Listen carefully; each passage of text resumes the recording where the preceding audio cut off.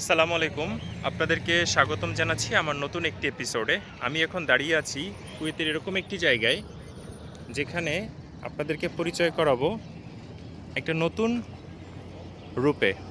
আমার সামনে দেখতে পাচ্ছেন এই যে অনেক পশু পাখি, হাঁস, কবুতর, মুরগি, টার্কি মুরগি, বিভিন্ন দোকান, শপ, এগুলি আসলে কুয়েতের মাটিতে এক টুকরো বলা চলে পশু পাখি বা বিভিন্ন ভ্যারাইটি অ্যানিমেলের একটা আহ, একগুচ্ছ একটা মার্কেট বলা যেতে পারে।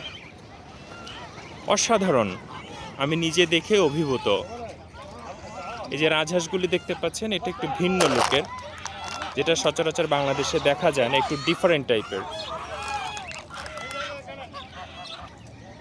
যাক, আজকে আমি নিজে এখানে এসে অনেক অভিভূত এবং আপনাদেরকে দেখাতে পারছি, এই জন্য আমার কাছে অনেক ভালো লাগছে।